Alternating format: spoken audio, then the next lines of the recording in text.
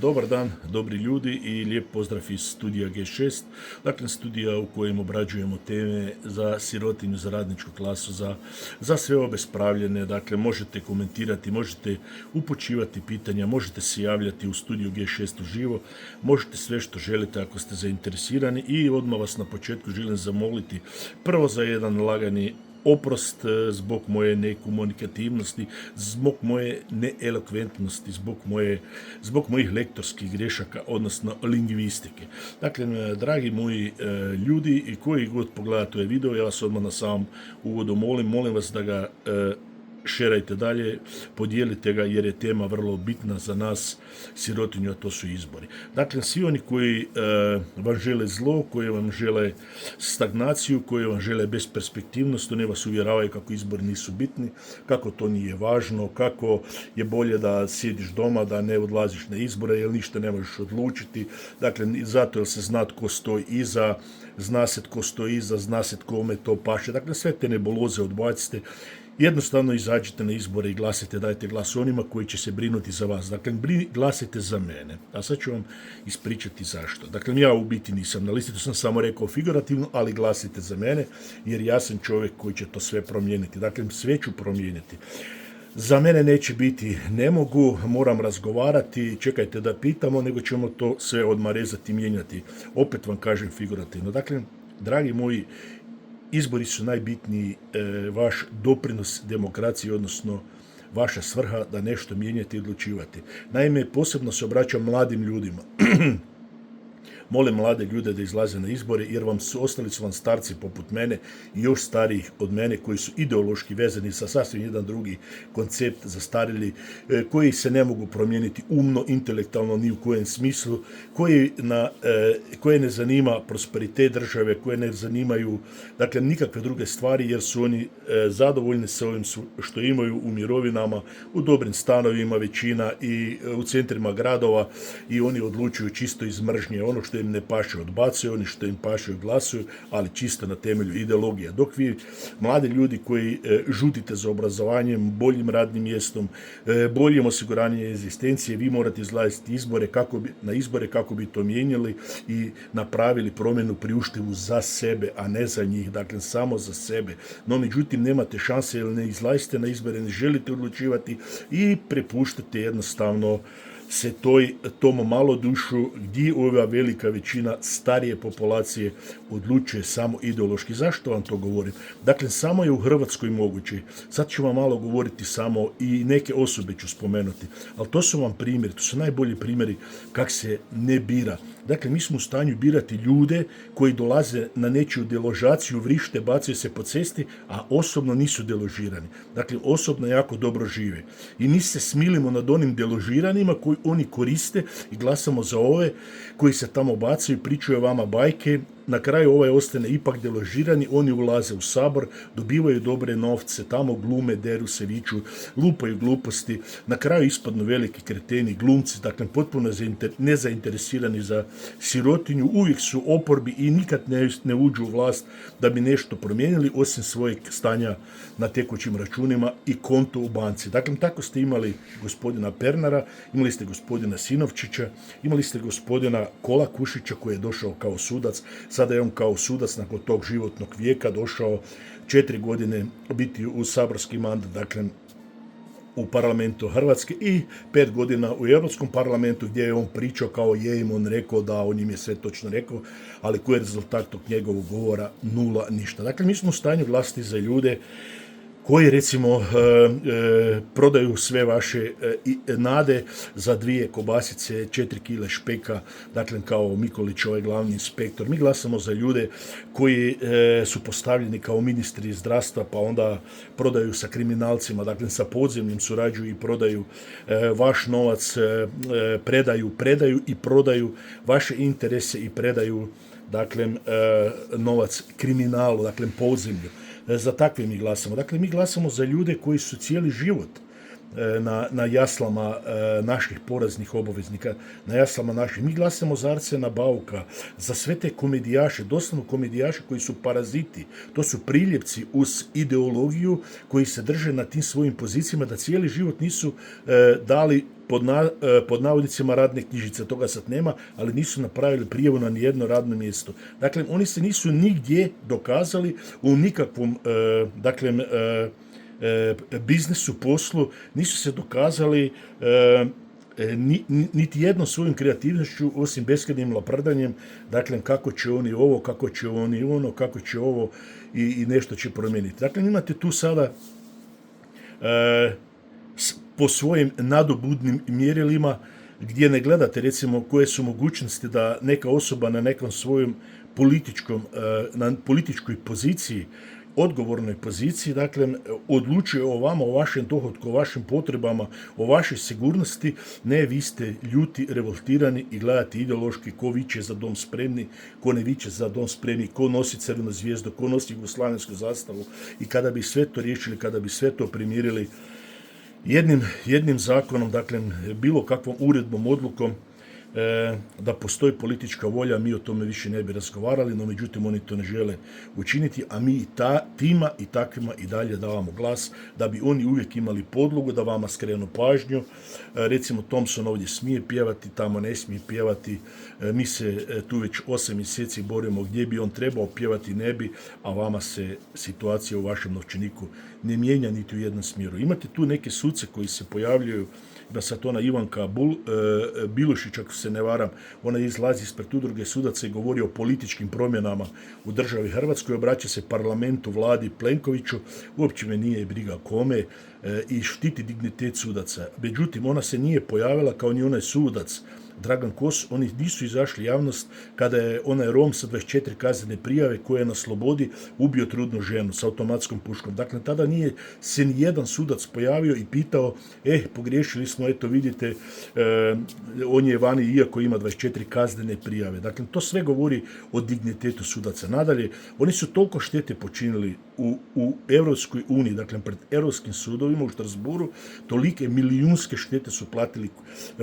sjebali su, doslovno su sjebali, dakle, svoje sudske odluke su toliko sjebali da Hrvatska država mora plaćati i društvima i pojedincama milijunske odštete, a oni lijepo sjede i dalje u svojoj fotelji i nikome ništa. Dakle, za takvo društvo nemojte izlaziti na izbore ili glasajte kontra takvoga društva, birajte mene, opet sam rekao figurativno, ljudi, birajte mene, mi ćemo odlučiti. Dakle, vi glasate za ljude koji su, recimo, poput Mlinarića Čipa koji je ušao u vlast, a što je bitno, da bi bilo što mogli promijeniti u ovoj državi, morate biti sudionik vlasti. Ali kao sudionik vlasti, gospodine Mlinariću Čipo, slušao sam jučer vašu objavu kao neka teorija SDP i HDZ, nek se oni dogovore, mi tu nemamo što odlučivati. Zašto si onda ušao u vlast? Zbog čega Mlinariću Čipo participiraš u vlasti, a nisi u stanju izvršiti nikakve promjene? Umjesto da, kak vele, pokažeš malim prstom ili udariš šakom u stolu i objasniš ovo se, dečki, mora mijenjati. Kraj priče, ako se ne mijenja, izlazim iz vlade, idemo na izbore. Dakle, to je suština biranja koju vi zanemarujete. Dakle, vi zanemarujete suštinu izbora da vi kad dođete u bolnicu ujutro 8 sati, jedan liječnik naruči 60 pacijenata u recimo KB Rebro, naruči 60 pacijenata u 8 sati, a on se pojavljuje u pola 11 sati. Dakle, o čemu mi razgovaramo? Vi odlučujete u svojoj lokalnoj upravi, samoupravu, samo jedan dan. 4 iduće godine, kad god dođete u općinu, u bilo koju od 8 do 2, nigdje nikog nema. Dakle, nigdje nikog nema. O tome niko ne govori. Dakle, zbog čega birate ljudi, takve ljude? Zbog čega birate ljude na koje nemate kasnije utjecaja? Dakle, to treba mijenjati. Opet vam kažem, glasite za mene, mi ćemo to riješiti. Dakle, mi ne možemo sa svojom voljom, mi glasamo, mi biramo ljude koji ne mogu riješiti jedno dijete od 13 godina. Dakle, jedno dijete od 13 godina zatvori školu, raseli malte ne čitavi kvart. Jedno dijete od 13 godina kojem policija ne može stati na kraj, kojem škola ne može, kojem društvo, socijalna služba, zakoni, nitko njemu ne može, čitava država njemu ne može stati na kraj jer mi biramo takvo društvo. jedan član zakona je dovoljan da se takav smjesti upravo tamo gdje mu je mjesto i gdje piše da on mora ići u školu. Gdje piše uopće da je to neko ustavno zakonsko pravo da on mora ići u školu. Zašto kriminalac nije na slobodi i ne ide na fakultet? Zato jer je u zatvoru. Dakle, niti taj ne mora ići u školu. Dakle, sve je jednostavno. Nas čitavu država se trese zbog jednog dječaka divljeg neodgojena oko 13 godina. Takvo društvo ljudi nemojte izabirati. Dakle, mi glasamo za društvo u kojem vrijede zakoni, recimo primjer 6+6. Čovjek koji je optužen, dakle, on je okrivljen, optužen za neko kazneno djelo. On još nije uvijek kriv, no međutim on 6+6 bira i mi smo tu nemoćni. Dakle, on je toliko zaštićen da mu nitko ne može ništa. Gdje to piše? Ko je izabrao te ljude da donose takve odluke? Pa mi. Nemojte birati takve ljude. Dakle, jesi osumnjičen da si ukrao? Marš iz sustava, ne sada rješenjem uprave, ne, nego odmah marš iz sustava, a kada sud donese pravomoćnu odluku, da li si kažnjen ili ne kažnjen, ako si nevin, odnosno nisi kriv, nisi počinio navedeno kazneno djelo, vraćaju ti se sve beneficije plus troškovi, ako si kriv, čao, nema nikakvih 80%, 70%, jer si se sam doveo u takvu poziciju da si uopće osumnjičen, pa da si onda na kraju optužen ili okrivljen. To si sam stvorio. Niko drugi nije to radio. Dakle, odmah iz sustava marš. To su takve stvari koje ja neću niti ne mogu podržati, ali ne mogu ih ni promijeniti ako ne glasite za mene. Opet vam govorim figurativno. Dakle, vi nemojte se podvoditi da glasite za aktiviste koji se vežu lancima, koji se deru po ulici, koji vode bubnjare, koji vrište, koji gestikuliraju, dakle, koji arlauču, kako bi rekli u jednoj susjednoj državi, arlauču čitavi dan po cesti, a onda za 5 godina, iako su bili besperspektivni, iako im je upitno bilo poslovanje, računi blokirani, oni u 5 godina kupe u Branimirovoj stan, dakle za nekih 400.000 eura i još lažu. I to stan od 115 kvadrata, ne od 70, ne od 80, nego od 115 kvadrata i to ga dobi prvi put po prvi put čujem u priči, ako je brutalna, ona ljigava laž, jer teško je opravdati stan u Branimiru od $500.000 u 5 godina i onda moraš lagati da ti ga je kupac prodao s time da on ne zaradi. To je prvi kupac kojeg sam ja čuo uopće u svijetu, u Europi,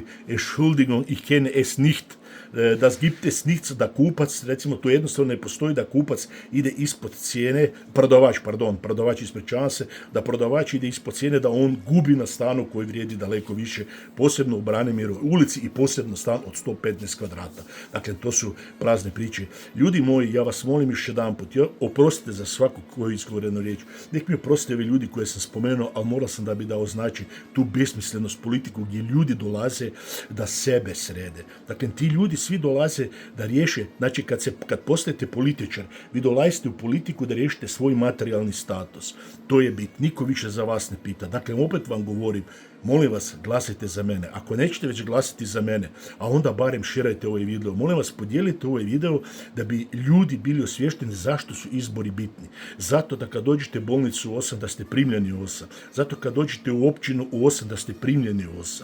Zato kad pitate za svoju plaću da vam predstavnici sindikata ne da jedu meso i piju po saboru i na kljetima, feštama, nego da vam riješe situaciju po zakonu i ustavu koje je. Ne da vam dolaze ustavni suci i suci, ljudi sa diplomama koji ne razumiju uopće što se napisali. Zamislite ustav koji stvore, a ne znaju ga tumačiti ili ga tumače kak im paše. Dakle, glasite za mene, ja ću ga napisati. Dakle, ja ću otići na katedru prava, ustavnog prava, svih prava, na kazneno pravo, ja ću promijeniti zakone i promijenit ću kako suci moraju raditi. Dakle, ja neću promijeniti, razumijete, govorim opet figurativno, ja razmišljam o sasvim drugom krugu društva. Dakle, suci ne mogu se utjecati na odluku suda, ona je propisana zakonom, ali se može promijeniti visina kazne, može se promijeniti rok trajanja sudskog procesa, sve se može promijeniti, a ne da se suci javljaju proizvoljno i da dijele političke ocjene, a u isto vrijeme štitići svoj dignitet, kriminalac hoda s automatskom puškom i ubija trudnice. Dakle, to nisu suci koje ja želim u svojem društvu. Oni si to mogu dozvoliti zato jer su pretplaćeni. Dakle, oni su dobili ogroman novac, oni imaju najveće plaće u Hrvatskoj. Dakle, suci imaju najveće plaće u Hrvatskoj, a kvaliteta, bilo kakva kvaliteta usluge u obrazovanju, kak sam rekao, u bilo koja kvaliteta druga institucionalna usluga se nije poboljšala, da pa čak je gore, osim zdravstva. Dakle, zdravstvo je u krizi, zato jer su tamo poremećenici, to se točno vidi da je to jedna velika klanovska bitka, ali u svakom slučaju glasite za mene, promijenit ću za mjesec dana, dakle, promijenit ću sve za mjesec dana i to ne samo ustavom, nego zakonima, podzakonskim aktima, dakle uredbama, odlukama, sve ću živo promijeniti automatski. Dakle, nikakva one kome paše, kome ne paše, kao pružaju neki pružaju otpor. Ko pruža otpor? Ne kužim, kog predsjedniku vlade pruža otpor? Koja je to skupina? Na ulicu. Postoji Irska, Njemačka, izvolite, odite raditi. Dakle, dragi ljudi moji, ne želim preuzimati previše vremena. Molim vas još jedanput, prvo, za oproštaj zbog moje nekomunikativnosti, dakle, jednostavno, zbog moje neelokvencije, dakle, zbog mojeg neznanja, zbog mojih gluposti, ali vam govorim o vašem životu. Na život koji direktno utječe na vaš džep. Dakle, to nije za dom spremni koji se može riješiti saborskom većinom za 3 minute. Ili ga dozvoliš ili ga zabraniš. Ovo puštanje za dom spremni kroz kolotečeno, kako to oni nazivaju, je samo vama bačena kost. Vi grizete tu kost, oni kupuju stanove od 115 kvadrata, uzimaju špek i kobasice i druge nagrade koje im ne pripadaju. Zato vas molim, posebno vas mlade ljude, izađite van i glasajte za mene. A ostali svi koji me poznajete, ja vas molim, glasajte za sirotinju, radničku klasu i šerajte ovaj video za dobrobit svih nas. A još na jedan trenutak ću vas zamoliti, iako bi se mogao čak podvesti pod kaznenu i materijalnu odgovornost, imate najveći primjer besmisla u Hrvatskoj. Mi smo toliko da glasamo protiv, da biramo Zorana Milanovića, koji je kao premijer uništio u Hrvatsku. Dakle, on kao premijer nije napravio baš ništa. On je preuzeo sve sa nula i ostavio je sa -0. 4 godine premijera. Znači, najgori premijer kojeg je ikad Hrvatska imala. Kao predsjednik, koji je sad 6 godina. 6 godina je predsjednik države, gdje je dobil samo ogroman novac na račun, gdje je posjetio 3 zemlje, to obično zemlje diktatora, dakle Kuba, Albanija, Orban, Fico, dakle onaj rubni dio uljuđene i socijalne i demokratske Europe. Dakle, vi možete u Europskoj uniji imati mišljenje kako god želite, to je najbogatiji gospodarski dio svijeta, najbogatiji i najuljuđeniji dio svijeta je Europa. Nije sigurno Iran. Dakle, nije Iran, nije Pakistan, nije Rusija, nije Sjeverna Koreja, nije Kina, 100% nije. Da ne bi bježalo 7 milijuna godišnje iz tih zemalja ljudi van. Dakle, ljudi moji, predsjednik Zoran Milanović u zadnjih 6 godina, on je neprijatelj Hrvatske države. Dakle, niko nije toliko pljuvao tu slučajnu državu koju je on nazvao, toliko vrijeđao oružane snage države Hrvatske, toliko bio zatvoren na Pantovčaku da ga ne želi primiti niti jedan uljuđeni. Vi možete mišljenje imati kako god hoćete, ali demokratski smisao nije čovjek, nego demokratski smisao je krug smisla zajednice.